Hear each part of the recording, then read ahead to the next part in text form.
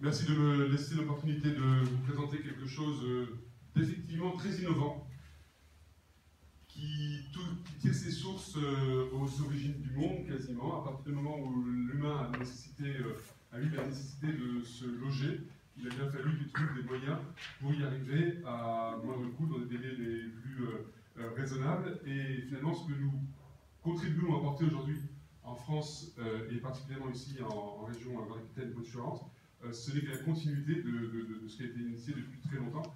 Nous avons apporté une structure à cet œuvre-là. Alors, le Lean Construction. Pourquoi? Monsieur Lindec en a déjà commencé à parler.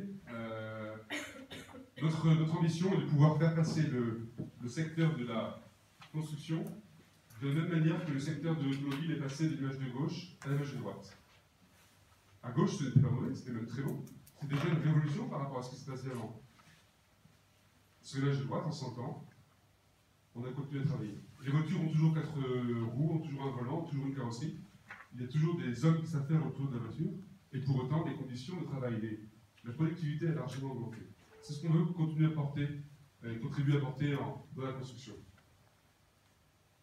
De la même manière qu'un aéroport arrive à faire décoller et atterrir un avion toutes les minutes, de la même manière, on peut, en s'inspirant de ce qui est fait dans d'autres secteurs de l'aéronautique notamment, travailler sur l'optimisation des flux sur un chantier. Parce que c'est de l'optimisation de ces flux sur chantier qu'on va pouvoir travailler sur les conditions de travail, l'ergonomie, les délais et les flux. Comme ça a été dit à juste titre, à très juste titre d'ailleurs, l'objectif du Lean est de se débarrasser des sources des gaspillages.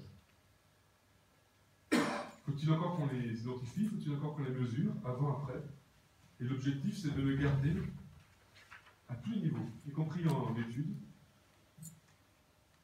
que la valeur ajoutée.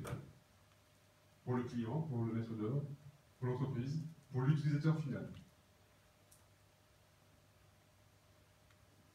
Pour ce faire, il y a quelques outils, j'ai choisi de vous en présenter deux, les deux principaux. Le 5S chantier. C'est une démarche relativement simple, mais structurée, pour créer un environnement de travail qui soit propice à la productivité sur chantier. On commence par débarrasser. Est-ce qu'on a besoin de la palette? Est-ce qu'on a besoin de ce sac? Est-ce qu'on a besoin... C'est exactement ce qu'on peut faire au niveau d'un bureau, dans un restaurant. On va débarrasser. Une fois qu'on a débarrassé, on va commencer à trier, ranger les stylos rouges avec les stylos rouges, les stylos verts avec les stylos verts, les sacs de ciment avec les sacs de ciment, et je les positionne là où j'en ai besoin. De façon à ce que l'ouvrier puisse mieux et plus facilement les trouver. Le bon sac, au bon moment, au bon endroit. Parce qu'en plus, l'ouvrier on va éviter de le faire se déplacer. Et après, une fois que j'ai débarrassé, trié, rangé, je peux commencer à nettoyer mon chantier.